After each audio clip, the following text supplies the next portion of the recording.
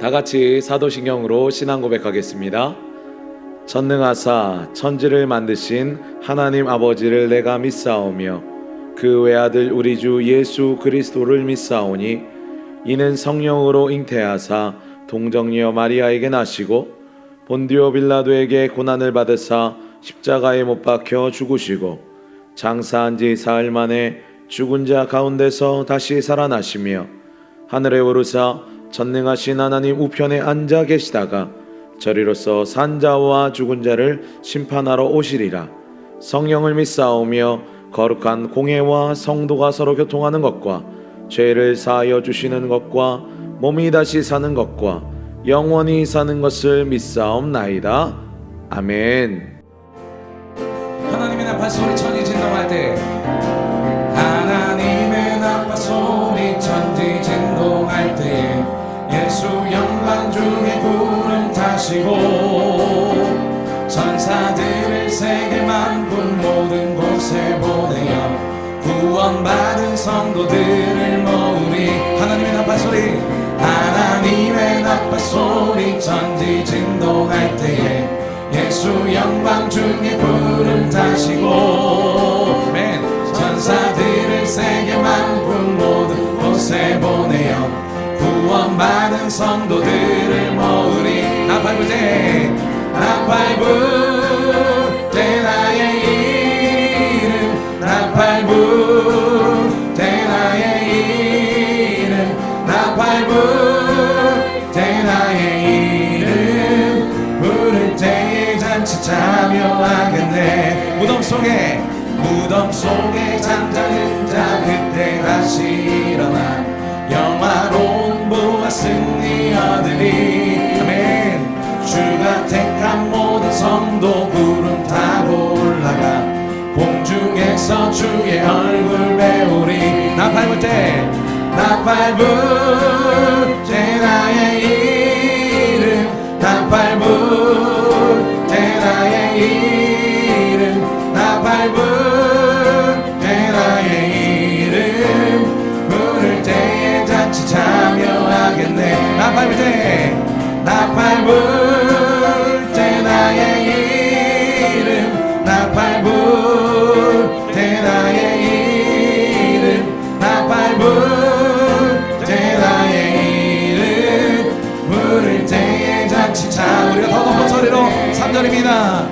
주님 다시 오실 날을 우리 알 수 없으니 항상 기도하고 깨어 있어서 기쁨으로 보좌 앞에 우리 나가서도록 그때까지 참고 기다리겠네. 나팔 불 때, 나팔 불 때 나의 이름, 나팔 불 때 나의 이름, 나팔 불 때 나의 이름 부를 때에 잔치 참여하겠네. 나팔 불 때, 나팔 불 때 나의 이름, 나팔 불 때 나의 이름, 나팔 불 때 나의 이름 부를 때에 잔치 참여하겠네.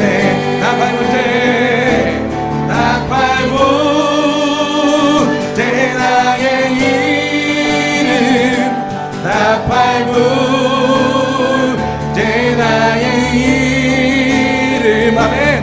나팔 불 때 나의 이름 부를 때에 잔치 참여하겠네.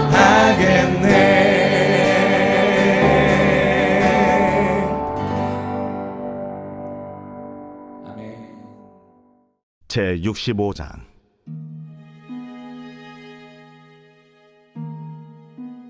나는 나를 구하지 아니하던 자에게 물음을 받았으며 나를 찾지 아니하던 자에게 찾아냄이 되었으며 내 이름을 부르지 아니하던 나라에 내가 여기 있노라. 내가 여기 있노라 하였노라. 내가 종일 손을 펴서 자기 생각을 따라 옳지 않은 길을 걸어가는 패역한 백성들을 불렀나니 곧 동산에서 제사하며 벽돌 위에서 분향하여 내 앞에서 항상 내 노를 일으키는 백성이라. 그들이 무덤 사이에 앉으며 은밀한 초소에서 밤을 지내며 돼지고기를 먹으며 가증한 것들의 국을 그릇에 담으면서 사람에게 이르기를 너는 네 자리에 서 있고 내게 가까이 하지 말라. 나는 너보다 거룩함이라 하나니 이런 자들은 내 코의 연기요 종일 타는 불이로다. 보라, 이것이 내 앞에 기록되었으니 내가 잠잠하지 아니하고 반드시 보응하되 그들의 품에 보응하리라. 너희의 죄악과 너희 조상들의 죄악은 한 가지니 그들이 산 위에서 분향하며 작은 산 위에서 나를 능욕하였음이라. 그러므로 내가 먼저 그들의 행위를 헤아리고 그들의 품에 보응하리라. 여호와가 말하였느니라. 여호와께서 이와 같이 말씀하시되 포도송에는 즙이 있으므로 사람들이 말하기를 그것을 상하지 말라. 거기 복이 있느니라 하나니 나도 내 종들을 위하여 그와 같이 행하여 다 멸하지 아니하고 내가 야곱에게서 씨를 내며 유다에게서 나의 산들을 기업으로 얻을 자를 내리니 내가 택한 자가 이를 기업으로 얻을 것이요 나의 종들이 거기에 살 것이라. 사로는 양떼의 우리가 되겠고 아골 골짜기는 소떼가 눕는 곳이 되어 나를 찾은 내 백성의 소유가 되려니와 오직 나 여호와를 버리며 나의 성산을 잊고 가색에 상을 베풀며 무늬에게 섞은 술을 가득히 붓는 너희여, 내가 너희를 칼에 붙일 것인즉 다 굽부리고 죽임을 당하리니 이는 내가 불러도 너희가 대답하지 아니하며 내가 말하여도 듣지 아니하고 나의 눈에 악을 행하였으며 내가 즐기하지 아니하는 일을 택하였음이니라. 이러므로 주 여호와께서 이와 같이 말씀하시니라. 보라, 나의 종들은 먹을 것이로되 너희는 줄일 것이니라. 보라, 나의 종들은 마실 것이로되 너희는 갈할 것이니라.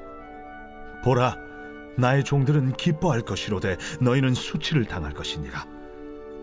보라, 나의 종들은 마음이 즐거움으로 노래할 것이로되 너희는 마음이 슬픔으로 울며 심령이 상함으로 통곡할 것이며 또 너희가 남겨놓은 이름은 내가 택한 자의 저주거리가 될 것이니라.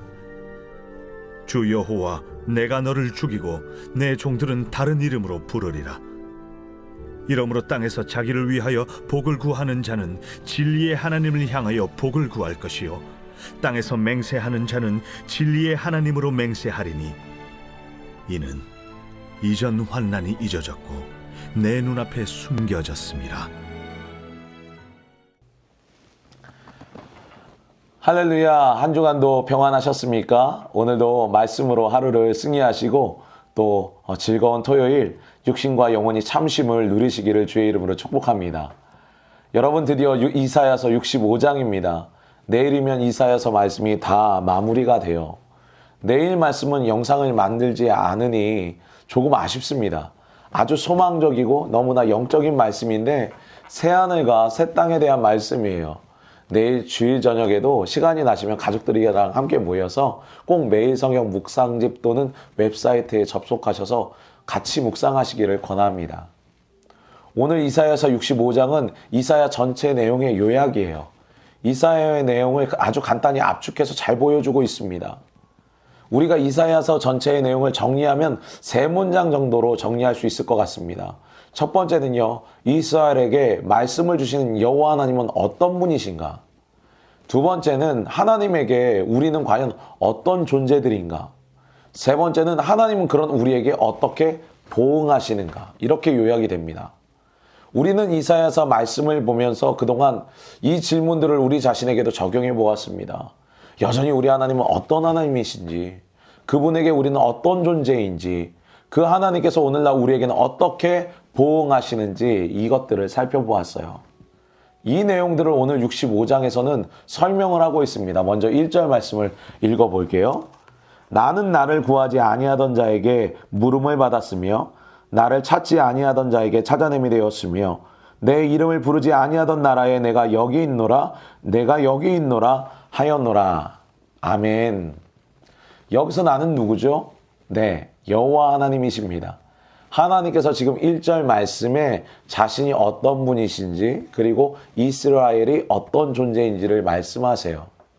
먼저 1절에서 우리 하나님은 어떤 분이시냐면 물음을 받았으며가 이렇게 나오는데, 물음을 받았다는 것은 누가 불러서 내가 준비해서 나갔다는 거예요. 그리고 나오는 말씀이 뭡니까? 찾아냄이 되었으며, 누가 하나님을 찾았다는 거죠. 내가 여기 있노라, 내가 여기 있노라 하시고 계세요. 또 즉 자신을 열어서 알려주고 계십니다. 내가 여기 있다, 너희를 만나주겠다, 이렇게 말씀하고 계신 거죠. 근데 하나님은 이런 분이신데 이스라엘 백성들은 어떤 이들입니까? 1절 말씀에 동일하게 보게 되면 구하지 아니하는 자요, 나를 찾지 아니하는 자요, 내 이름을 부르지 아니하는 나라라고 말씀하고 있습니다. 그러니까 이스라엘 백성들은요, 하나님을 구하지도 찾지도 주님을 부르지도 않는 자인 거예요. 관심이 없다는 겁니다. 그냥 나 먹고 사는 일에만 바빠서 하나님께는 영 관심이 없어요.